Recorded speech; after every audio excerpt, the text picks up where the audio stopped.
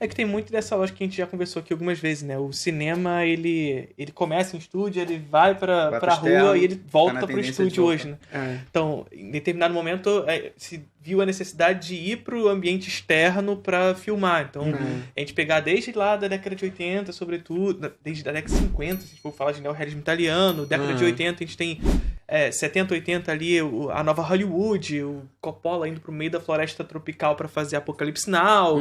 Só que a grande questão é que a indústria descobriu, entre aspas, que é caro fazer isso, né? Você pegar toda uma equipe E pra não só, levar... cara, questão de segurança, às vezes, Segurança, você controlar melhor o espaço. Sim. Sim. E até mesmo os atores e atrizes, né? Eles ficam presos a um único papel. Ele não pode fazer mais de um papel ao mesmo tempo, que ele tem que ir lá pra floresta tropical em outro país pra poder fazer o papel. Hoje é e tudo mais. inimaginável o Peter Jackson ir pra Nova Zelândia com um elenco e ficar 2 anos lá filmando. Sim. É. E aí você hoje tem visto cada vez mais, sobretudo com o desenvolvimento tecnológico, vendo o retorno para os estúdios, com a Não, tela e verde e e tudo tem uma mais. série de outras questões que aí a gente vai entrar em questão trabalhista e tudo mais, que é o Precarização do trabalho. precarização de trabalho. Então você vai ter, assim, uma série de outras questões, que é o... não se usa mais aquela luz de tungstênio, então, por exemplo, então Sim. você tem que usar uma luz de estúdio, porque você pode trocar o fundo a qualquer momento, porque vai ter... não, a gente vai ter que refazer esse take aqui, porque na China a gente não pode ter esse take desse jeito, Sim. tem que ser um outro take, então a gente vai ter que filmar de um jeito lavado, porque aí a gente coloca... Tudo meio cinza. Tudo mais. meio cinza, aí porque a gente pode trocar o fundo. Eu lembro no Thor Ragnarok, é uma coisa que me vem muito à cabeça quando eu lembro disso, porque no Thor Ragnarok o trailer tem a mesma cena. A cena que aparece no trailer é completamente diferente da cena que é do filme final. A cena do trailer é à noite numa cidade, e a cena que aparece no filme é no alto de uma montanha durante o dia. Nossa. E é a mesma cena, eles trocaram... É a batalha que a menina quando ela- destrói o martelo dele. Isso. Aham. E aí, Caraca, é verdade, é verdade. isso, assim, porque vai ter cada vez mais a necessidade de você lançar diferentes versões do mesmo filme, e às vezes essas versões são sutilmente diferentes. Precisa ser, porque lá na China é de um jeito, na Coreia, não sei o quê, na televisão disso, assim, você vai ter, cada dia tem mais versões do mesmo filme, então você filma desse jeito pra você conseguir ir lá, e aí você precariza o profissional de pós-produção, Sim. porque aí você manda pra Ásia, Sim. pra galera fazer efeito especial, assim. Divisão Internacional do Trabalho. Então, A gente tava até falando disso há 2 programas atrás, Sim. que teve um cara que ele faz efeitos especiais, ele fez uma thread no Twitter explicando por que os efeitos pioraram tanto. Aí ele fala que, antigamente você tinha um planejamento, você recebia o job com o briefing e tal. Hoje em dia o produtor muda tudo de 2 em 2 dias, Aí o cara tem muito menos tempo pra trabalhar, pra fazer muito mais coisas, recebendo muito menos. Não tem como ficar bom. Na Marvel teve aquela série da Mulher Hulk. Criticaram E aí, muito, a né? série é ótima, inclusive. Eu não vi. É uma das últimas coisas legais que a Marvel fez. A série é legal. Essa eu assisti. É divertida. Assim, é Marvel, assim. Mas, assim, Parece mesmo uma sitcom. e aí eu achei legal, assim, vamos fazer uma comédia de advogado e tal. E aí eu lembro que tinha muito isso, assim, o Hulk aparece no primeiro episódio. Sim. Uma coisa assim, e aí o Hulk, o asset dele já é o asset dos filmes, né? Então o Vingadores. Hulk, ele aparece, ele não é tosco, o Hulk ele tá lá, tá tudo meio que a textura dele e tudo mais, assim. Aí eles tiveram que fazer a Mulher Hulk do zero, mas é isso, desse jeito, assim, de qualquer jeito, com pouquíssimo tempo, leva pra Ásia, pro sul da Ásia. Sobretudo série, né? Sobretudo série, e aí eu entendo a pessoa olhar pra aquilo e não querer, realmente, não quero embarcar nisso aqui, tipo, eu não dou conta de ver isso aqui, assim, mas eu lembro que na época que tava discutindo, uma discussão muito superficial, assim, nossa, como é que eles têm tanto dinheiro e não faz isso, assim, sim. Capitalismo é o nome disso, na sim, verdade. Tá em tudo pro justamente, marketing, muito porra. dinheiro, Sim. Porque o capitalismo ele tende justamente capitalismo é isso, gente, assim, falando de maneira bastante tosca. Capitalismo é acúmulo infinito de riquezas, quebra de barreira de acumulação. Então, você vai fazer de tudo para romper as barreiras de acumulação. E o que é barreira de acumulação? É o que for necessário para que se baixe os custos e se rompa barreiras para acumular mais. Então, guerra, invasão em outro país, financiamento de fascismo, financiamento de neoliberalismo no terceiro mundo, no sul global, tudo isso imperialismo, e tudo quebra de barreira de acumulação para continuar acumulando cada vez mais. E em divisão internacional do trabalho. Então você traz o trabalhador que é mais caro na sua localidade, você faz que esse trabalho seja realizado em um outro lugar, barateia o produto, mas precariza também os seus resultados e vambora. Muitas vezes é mais barato por causa de intervenção externa, sabe? De golpe de Estado, E a financiado por país imperialista. Perfeito. E a questão é essa. No capitalismo, o desenvolvimento da tecnologia não está à disposição ou servindo aos interesses da população. Ele está servindo ao interesse do lucro. Sim. Né? E aí, qual é a grande questão? Não importa exatamente se o CGI tá bom ou ruim. O que importa é se a grana tá entrando. Então, assim, o custo-benefício é melhor ou pior se o CGI tá pior? O custo-benefício é pior ou melhor se eu tô precarizando o trabalho em tal lugar? Sim. Tá valendo? Tá entrando dinheiro no bolso? O lucro tá indo direitinho? Pode ser isso, não importa desenvolvimento tecnológico. A série dos Seus Anéis, a série mais cara da história, supostamente, assim, não sei se ainda é a série mais cara da história, mas você compara com os filmes de 20 anos atrás, um filme que pôde ter um estudo de linguagem, que pôde pensar assim, que o diretor e a equipe lá pôde parar e falar assim, como é que a gente filma essa cena do jeito mais interessante? Não é simplesmente um fetiche pelo efeito prático. Não, é pra construir um mundo. Aqui é melhor efeito prático. Vai ficar melhor o efeito prático aqui, vai ficar mais interessante porque eu quero contar. Mas quando usa efeito digital, o Balrog, por exemplo, pô, é incrível a cena.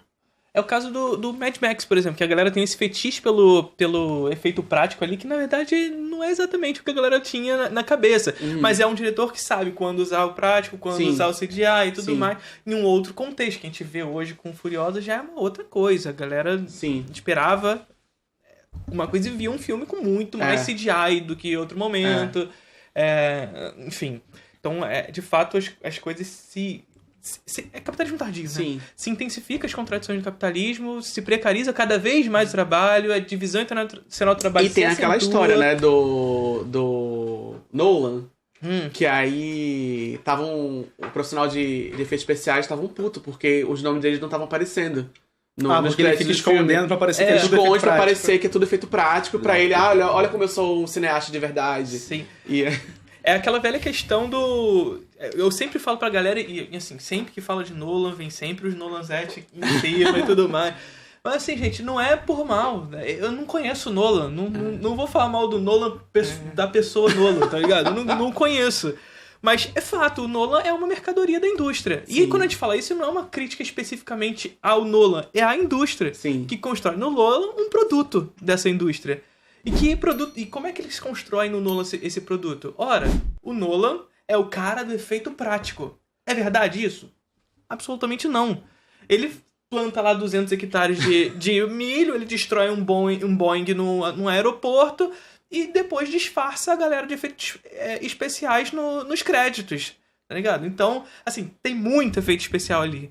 A construção do mundo, tem muita tela verde ali. Só que eu escondo essa porra toda e boto uma cena ou outra ali com muito efeito prático pra disfarçar e construir essa imagem de um grande diretor da indústria que permanece usando... E dispara pra imprensa, né? Então, assim, você vai colocar... Você não vai mandar a foto do making off com a tela verde, você vai mandar a foto do negócio explodindo. Perfeito. E aí você constrói esse fetiche pelo efeito prático, fetiche pela técnica, né? É aquela questão da técnica pela técnica. Então é mais importante a forma, o meio usado do que o resultado desses meios. Exatamente. Que é o negócio lá do Senhor dos Anéis, assim, o Peter Jackson usava muito efeito prático e a série é muito CGI. Tipo, não é porque é isso ou isso, sabe? Não é porque é muito CGI que é ruim. É o jeito que é feito. Porque o jeito que usa CGI é horrível, cara. É pobre. Sim.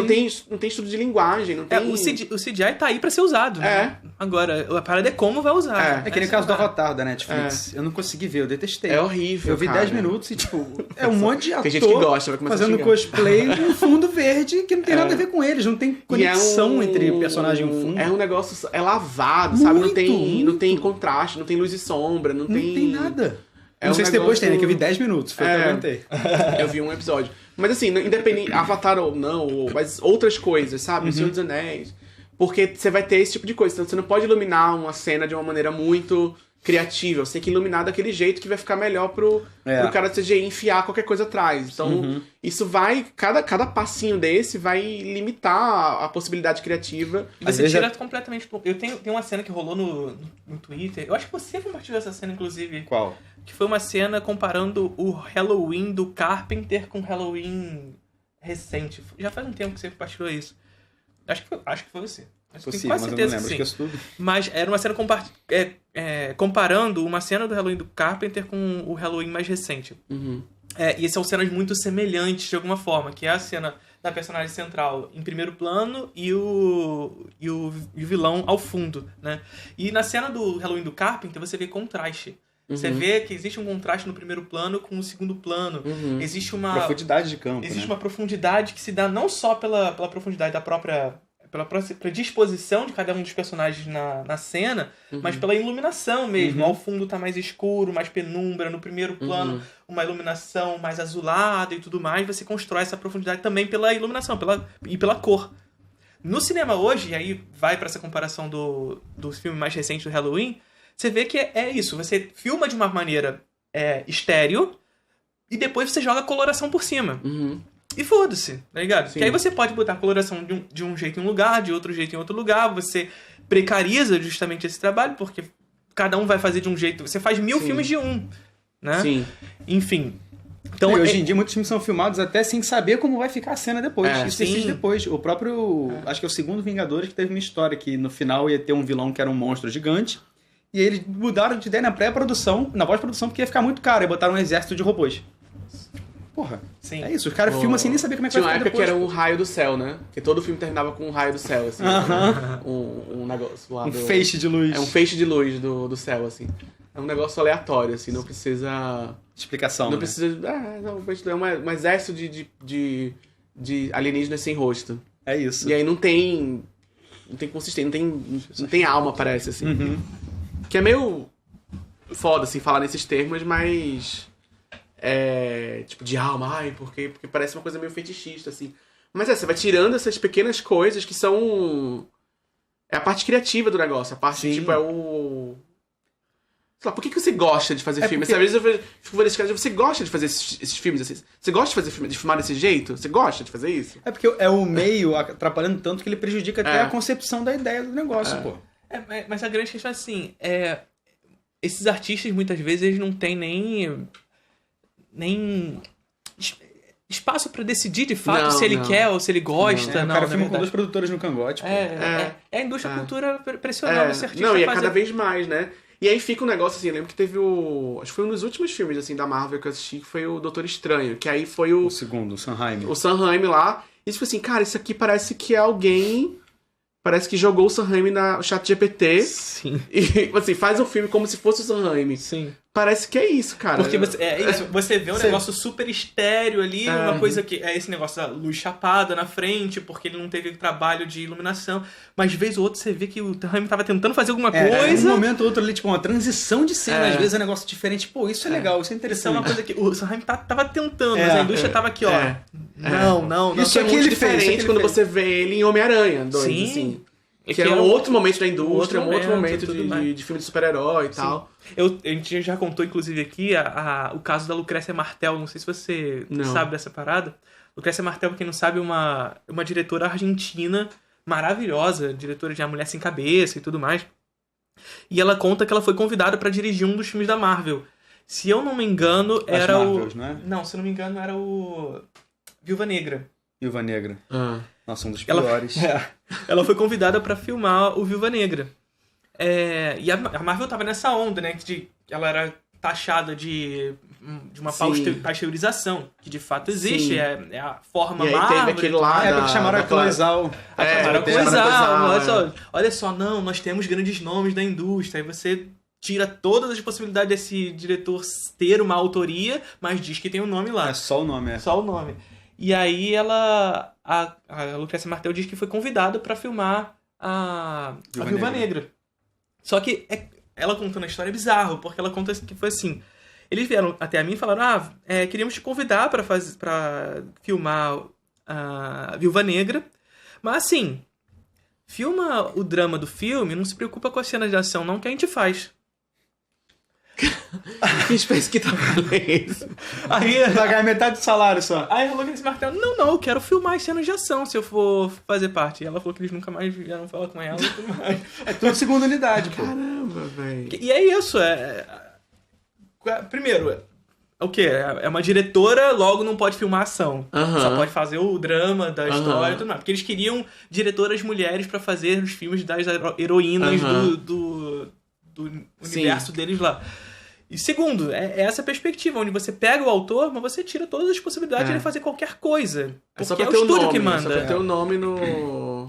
É você pegar... E você usar aquilo ali pra dizer, não, a gente tem... É o trabalho técnico. É contratar um técnico pra fazer a coisa. Não é um artista que tá ali envolvido. Ele é um auxiliar do produtor, basicamente. Sim. Ele é quase um assistente de direção, assim. O filme quase que funciona como... todos são assistentes ali pra uma ideia maior que a ideia do estúdio.